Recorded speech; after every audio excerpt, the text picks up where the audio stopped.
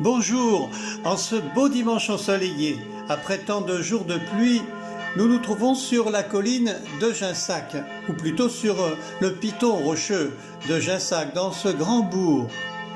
Un bourg au centre ombragé, aux maisons médiévales, avec son beffroi qui rythme les heures, avec la chaire de Calvin. Il faut dire que ce bourg a essuyé de gros dommages pendant les guerres de religion. Et puis les Chauguettes de Pardaillan, enfin bref, toute une histoire locale très riche qui est retracée, qui revient à la mémoire de temps à autre dans des manifestations du village. Et nous montons vers le vieux village tout en haut du pic, dominé par l'église Notre-Dame, avec son long clocher pointu qui domine la vallée. Oh, on la voit de loin cette église, vaste église reconstruite au XIXe siècle, qui, dit-on, possède le plus bel acoustique de tout le pays. Et nous fêtons dans ce beau dimanche le 6e dimanche de Pâques. Ce dimanche qui annonce la fête de l'Ascension, puis ce sera le 7e dimanche de Pâques qui ouvrira sur la fête de Pentecôte. Eh bien, entrons dans la prière, recevons ce psaume 65, prions avec ce psaume qui nous est proposé pour la liturgie de ce dimanche.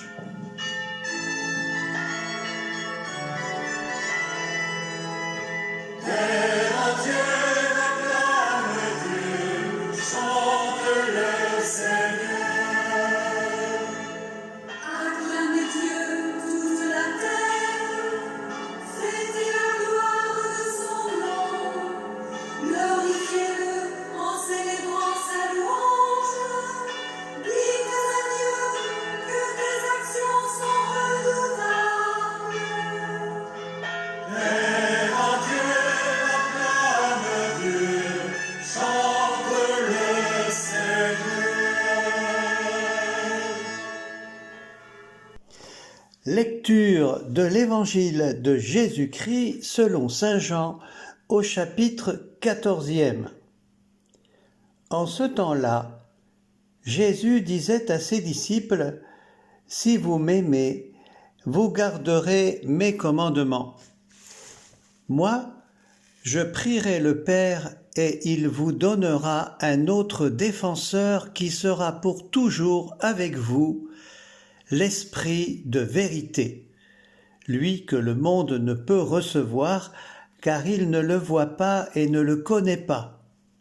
Vous le connaissez, car il demeure auprès de vous et il sera en vous. Je ne vous laisserai pas orphelins, je reviens vers vous. D'ici peu de temps, le monde ne me verra plus, mais vous me verrez vivant, et vous vivrez aussi. En ce jour-là, vous reconnaîtrez que je suis en mon Père, que vous êtes en moi, et moi en vous. Celui qui reçoit mes commandements et les garde, c'est celui-là qui m'aime, et celui qui m'aime sera aimé de mon Père. Moi aussi je l'aimerai et je me manifesterai à lui.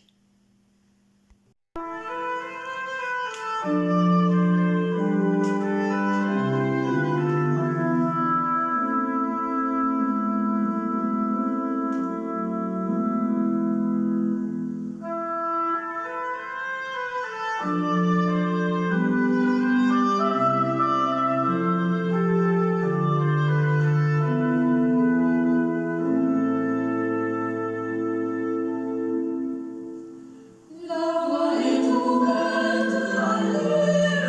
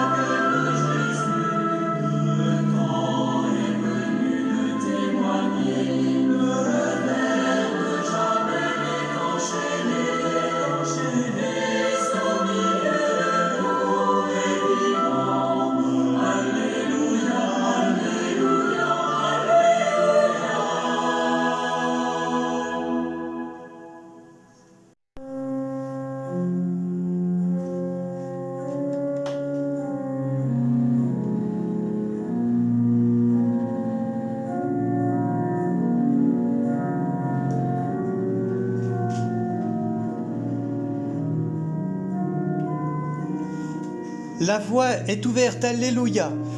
Le chemin est libre. C'est la Pâque de Jésus. Le temps est venu de témoigner. Avec ce chant que nous venons d'entendre, nous reprenons le chemin. Rappelez-vous, dimanche dernier, l'apôtre Thomas, tu ne nous dis pas où tu vas, comment connaîtrions-nous le chemin? Mais Jésus indique à Thomas et aux apôtres qu'il s'en va vers le Père, et personne ne va vers le Père sans passer par lui, dit-il. Ils auront donc le même voyage à faire, afin que, dit-il, là où je suis, vous y soyez, vous aussi. Et dans ce cadre, finalement, Jésus prononce cette parole mystérieuse que nous avions développée dimanche dernier, mais que nous empruntons ce dimanche. Je suis le chemin, un point de départ d'un voyage qui conduit à la maison du Père. En effet, Jésus est le Verbe et la parole de Dieu adressée à l'humanité. Alors vous savez bien que lorsqu'un ami s'adresse à vous, si vous l'écoutez, on observe bien naturellement que sa parole opère un lien entre nous. Et quand on se tait face à quelqu'un, qu'un écart se crée. On en fait l'expérience dans ces jours avec les masques. Vous savez, on garde des distances. Et puis ces mots, pourtant échangés, abolissent ces distances.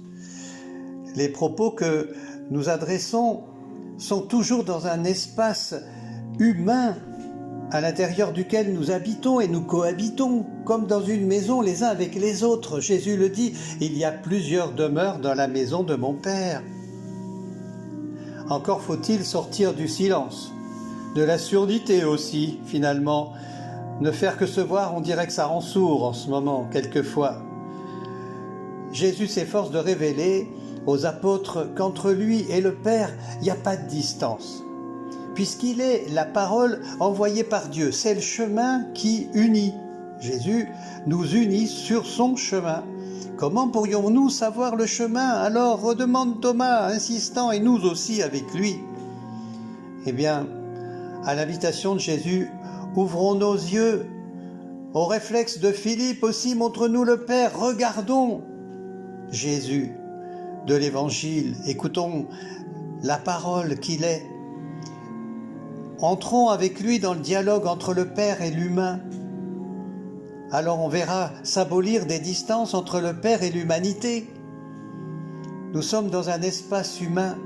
Ils sont avec Jésus, ses apôtres, et nous avec, dans un espace humain où la parole fait son travail, bien sûr.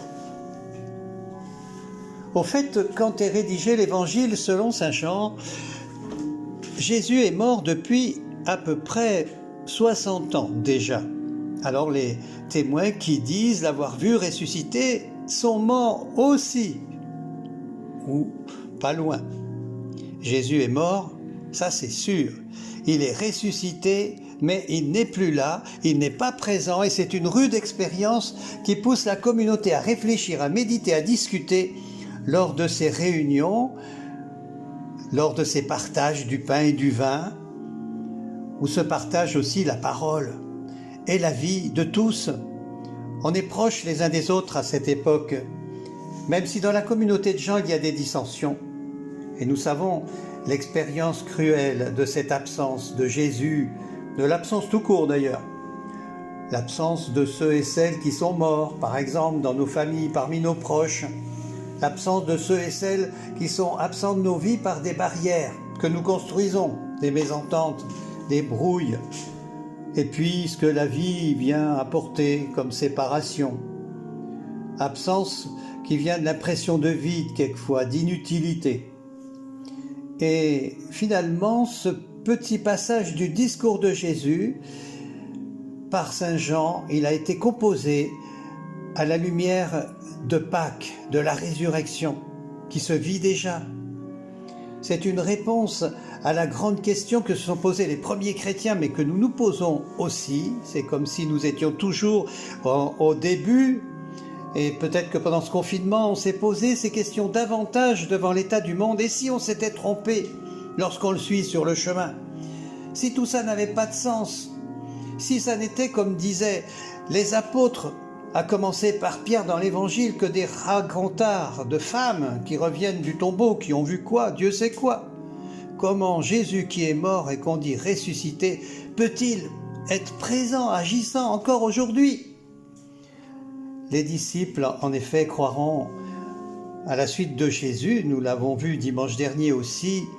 Après sa mort, ils se croiront orphelins. C'est pourquoi Jésus va leur dire « Je ne vous laisserai pas orphelins, sans guide vers le Père, sans lumière. » Mais Jésus veut leur donner une force.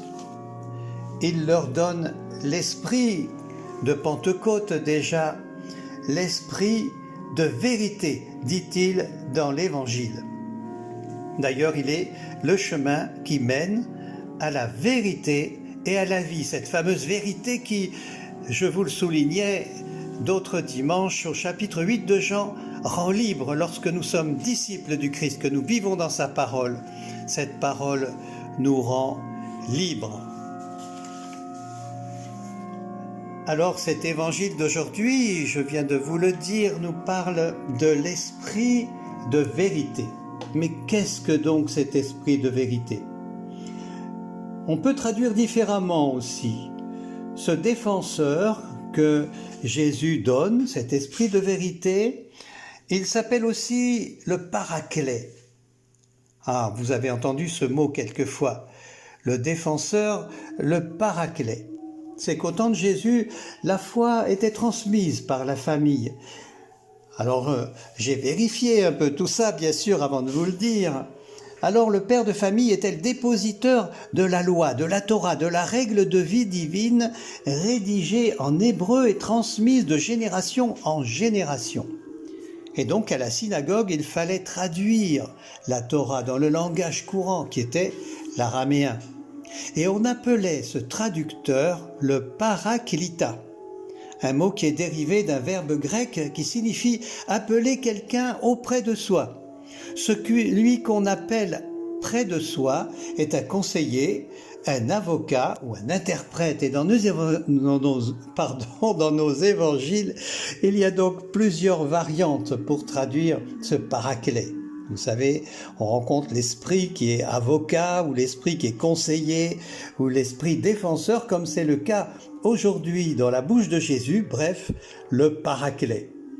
Alors rassurez-vous, la mère aussi jouait un rôle de paraclet lorsqu'elle répétait la Torah à son enfant et qu'elle l'aidait à mettre cette Torah en pratique dans le quotidien de sa vie. Bref, l'Esprit est donc le paraclet, le défenseur qui remplace Jésus auprès des chrétiens. C'est notre intercesseur auprès du Père. Il est l'Esprit de vérité qui nous rappelle l'enseignement de Jésus et qui nous conduit, comme l'a dit Jésus aussi, vers la vérité tout entière. Il nous fait connaître Jésus. On le disait, comment ne pas avoir de lien si l'on ne rencontre pas Jésus? On n'aura pas ces liens. Comment le recevoir, accueillir sa parole? Comment ne pas fermer aussi notre esprit? La famille aujourd'hui est souvent éclatée, vous le savez, et nous nous sommes posés pendant ces temps la question de la catéchèse. Parce que le savoir est de plus en plus transmis par l'école, vous le savez bien aussi, beaucoup moins par les familles. Par l'ordinateur aussi, par Internet bien sûr. Mais le caté, comment est-il transmis? Comment l'enseignement de Jésus, la découverte de sa vie, de sa présence est-elle découverte par les enfants? Et on sait bien que le livre ne pourra jamais remplacer le maître, que ça ne s'apprend pas comme ça, que les écrans ne pourront jamais remplacer un contact direct avec les personnes. La parole qui est écrite, essayez, vous verrez, c'est déjà comme si elle était morte. Quand vous avez envoyé une lettre écrite à la main, c'est terminé déjà. Voyez, ce qui manque à la lettre, et vous le savez bien, c'est l'intonation de la voix. Je te dis ceci, je te dis cela de vive voix. Les expressions de notre visage. La parole, elle porte ce qu'elle pense, tout ce qu'elle dit, tout ce qu'elle fait. L'Évangile, vous savez, il peut aussi être lu comme s'il était mort, comme un écrit historique ou Dieu sait quoi. Et il est nécessaire que ça soit des personnes vivantes, animées par l'esprit de Jésus, cet esprit de vérité, qui puisse non seulement l'annoncer, mais pas l'annoncer seulement, mais le vivre, donc en témoigner. Et finalement, je parlais des enfants de la catéchèse, mais on est toujours comme eux, on a besoin de recevoir. On a besoin de recevoir pour donner, pour partager, pour requérir au fond de l'écriture cette conscience intérieure qu'on peut se donner soi-même. Du don, donc, du lien avec l'autre, avec les autres. Vous voyez, il faudrait vraiment une animation, donc une vie de l'esprit, pour que peu à peu nous apprenions toujours plus cette parole à vivre et à en témoigner. Il faut laisser l'esprit souffler. Souffler le vent dans nos voiles, j'allais dire. Nous laisser guider vers le royaume, un royaume de justice, un royaume de paix. Vous voyez, je relisais dans les conciles, dans l'histoire du Concile Vatican II, notamment le discours de clôture du pape Paul VI. Et j'aime bien ce discours, je l'ai toujours gardé un peu de côté, où il dit, vous savez que l'Église est spécialiste d'humanité. C'est pas très facile non plus à accueillir, et elle a beaucoup de choses à changer en elle, n'est-ce pas, de péché à pardonner, et encore de recherche avec la proximité du monde pour pouvoir arriver à le dire, à le redire, à en témoigner. Voilà ce que disait le pape Paul VI le 7 décembre 1965. Qu'à travers le visage de tout homme, spécialement lorsque les larmes et les souffrances l'ont rendu plus transparent, nous pouvons et nous devons reconnaître le visage du Christ, le Fils de l'homme. Et si sur le visage du Christ nous pouvons et devons reconnaître le visage du Père céleste, qui me voit, dit Jésus, voit aussi le Père, notre humanisme devient alors christianisme, et notre christianisme se fait théocentrique, si bien que nous pouvons également affirmer, pour connaître Dieu, il faut connaître l'homme. Il faut dire que quelques lignes plus haut, il disait, pour connaître Dieu, il faut connaître l'homme, mais pour connaître l'homme, l'homme vrai, l'homme tout entier, il faut connaître Dieu. La foi est un chemin. C'est ce chemin qui nous met derrière le Christ, mais il n'est pas tracé d'avance. C'est un parcours qu'on doit faire, qu'on doit inventer sans cesse. Et nous avons vu dimanche dernier aussi que l'urgence est de se mettre en route. Car c'est sur ce chemin que nous pouvons rencontrer Jésus qui s'identifie lui-même au chemin. Et ce témoignage que nous devons donner au monde, c'est celui d'un amour sans limite, le don de nous-mêmes, bon sang. Je crois que je l'aurais répété et répété. Et j'espère que moi-même, je m'y convertis sans cesse. Aimer Dieu comme Dieu aime. Jésus le dit, c'est à ceci qu'on reconnaîtra que vous êtes mes disciples. Voyez, dans notre vie, finalement, sur ce chemin, il y a différents aspects, il y a ce toujours de Dieu présent, cette éternité, cette présence de Dieu qui est de toujours à toujours, comme dit l'Écriture. Et dans ce toujours, il y a le toujours de l'homme, finalement. Ce toujours qui est toujours nouveau. Je ne sais pas si on peut dire qu'il y a un avant, un après le Covid, un après le Covid, mais en tout cas, ce qu'il y a de sûr, c'est qu'il y a toujours l'homme comme il est, avec tout ce qu'il est, de pauvreté, de richesse et de misère aussi. Mais il y a toujours un chemin nouveau pour un homme nouveau. Alors pour terminer finalement, j'aime à reprendre la phrase de Jésus lui-même. Mais auparavant, je vais vous lire une petite phrase qui est écrite au dos d'une image que j'ai retrouvée et qui avait été donnée par Jean Cléda, vous savez, un des pères de l'Église du pays Foyen, pour ceux qui l'ont connu. Il nous a bien marqué dans sa discrétion et dans sa recherche sans cesse du Seigneur sur ce chemin d'humanité. Il a écrit au dos « Dieu, il aime tout, car tout provient de son amour. » Pour lui donc, créer, c'est aimer.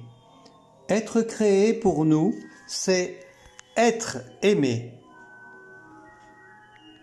Alors avec Jésus, inscrivons dans notre mémoire ce qu'il nous disait tout à l'heure dans l'Évangile. Celui qui reçoit mes commandements et les garde, c'est celui-là qui m'aime. Et celui qui m'aime sera aimé de mon Père. Moi aussi, je l'aimerai et je me manifesterai à lui.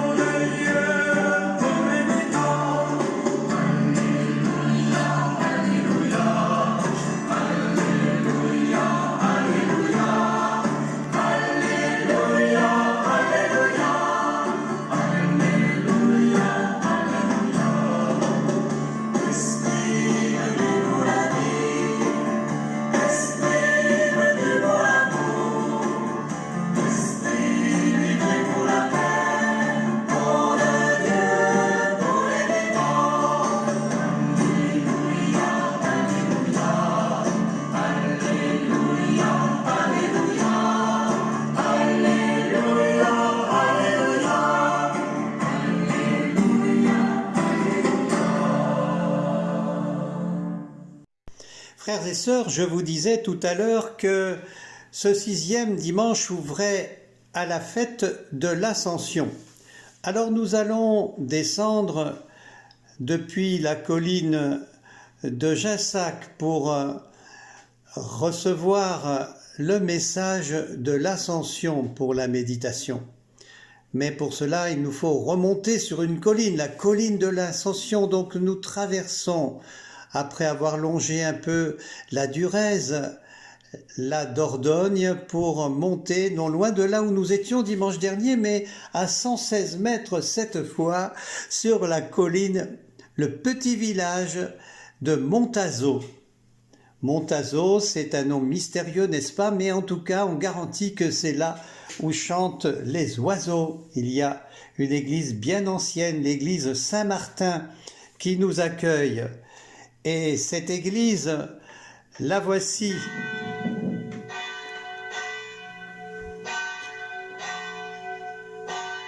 En montant dans le village, on arrive à une fort belle petite place, la place de la mairie, avec une belle fontaine,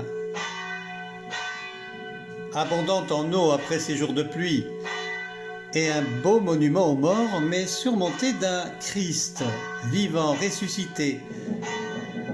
Et puis une belle place, pleine d'herbe, avec une vue imprenable sur la vallée de la Dordogne. On voit jusqu'au lac de Gurson là-bas, le bourg de Gurson, le château qui le domine.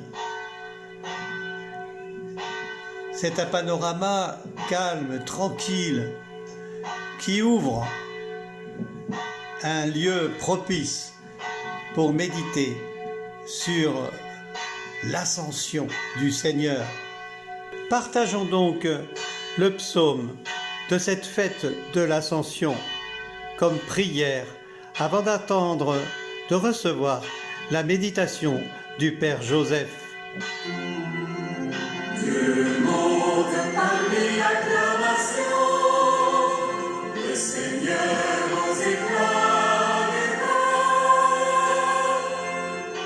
Tous les peuples battez des mains, acclamez Dieu par vos cris de joie, car le Seigneur est le Très-Haut, le redoutable, le grand roi. toute la terre. Dieu monte parmi l'acclamation, le Seigneur aux éclats des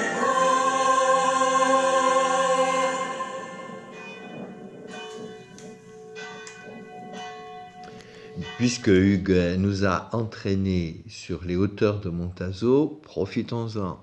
Profitons-en pour nous tenir sur cette montagne où le Seigneur a donné rendez-vous à ses disciples, comme nous le lisons au chapitre 28 de l'évangile de Matthieu.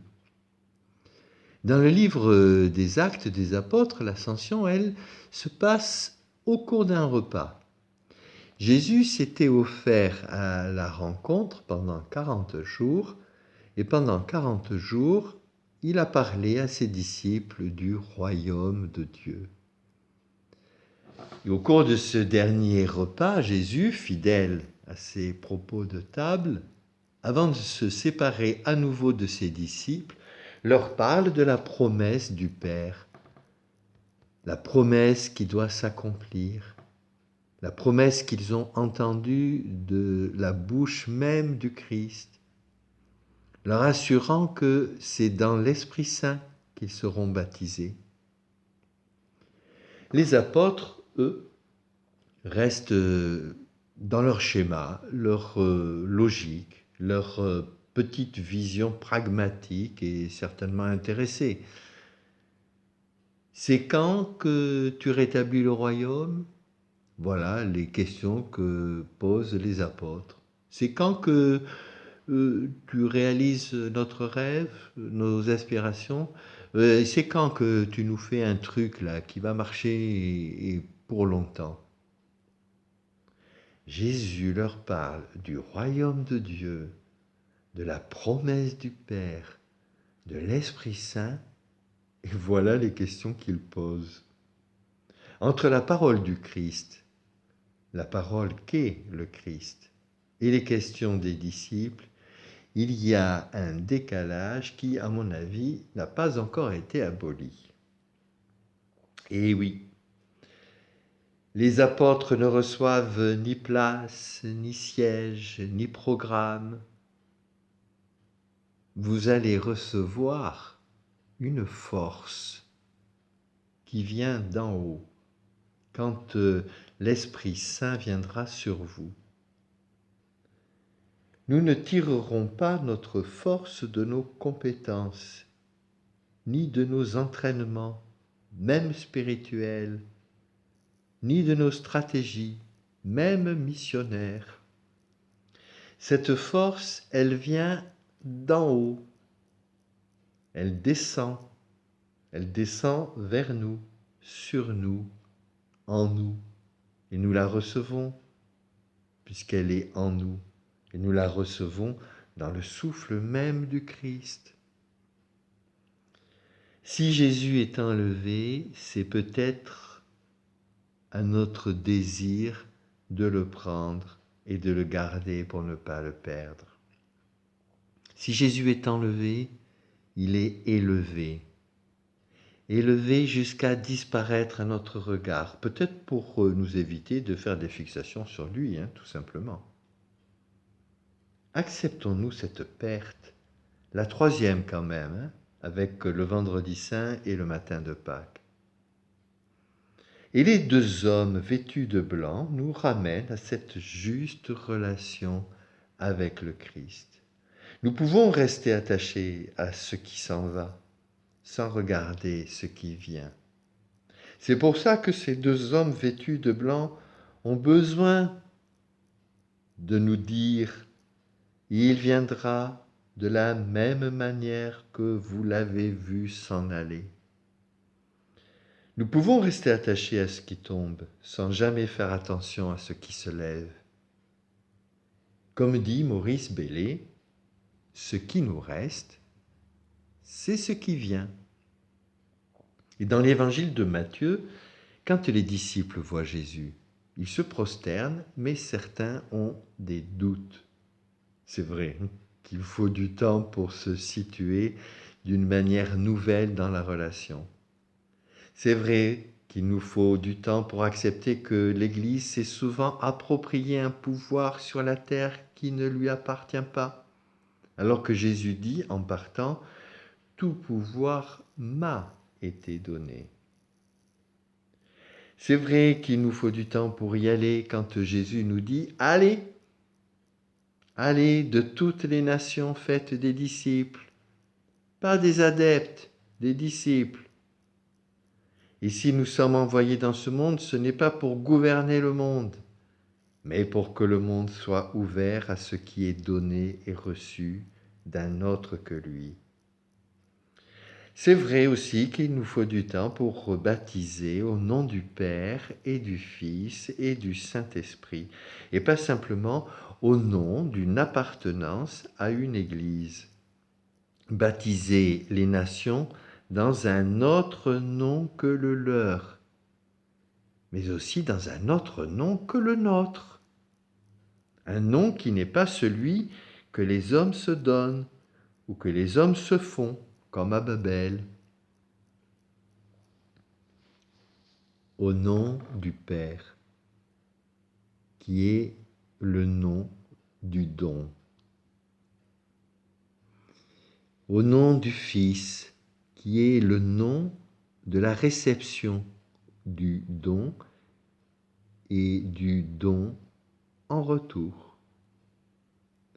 Au nom de l'Esprit Saint, qui est le nom de l'ouverture, de la séparation et de la libre circulation dans l'espace infini de l'amour de Dieu. Si Jésus circule si librement entre le ciel et la terre, comme entre la terre et le ciel, que cela nous inspire une vraie liberté sur tous les chemins où le Seigneur nous envoie. Que cela nous donne, comme lui, le goût de rencontrer en chacun une présence céleste, divine, christique, une présence inaliénable, la présence réelle du Seigneur dans le monde et dans l'histoire des hommes. Laissez-vous mener par l'Esprit sur les chemins de la justice, le vent de Dieu qui vous a pris fera de vous des hommes libres.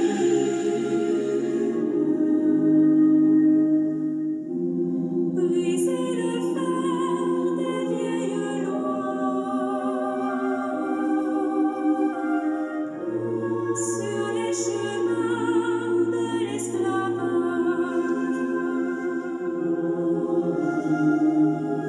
L'amour est votre unique loi. Prenez sans crainte ces passages.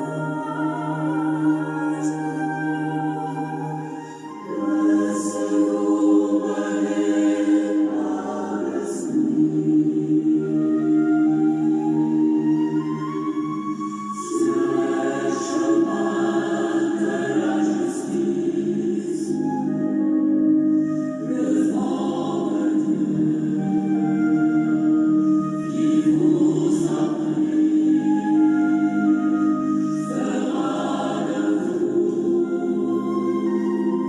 des hommes libres.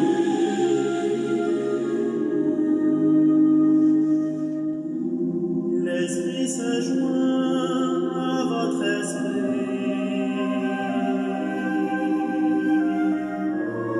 pour murmurer Dieu notre Père. L'amour vous donne un cœur de fille.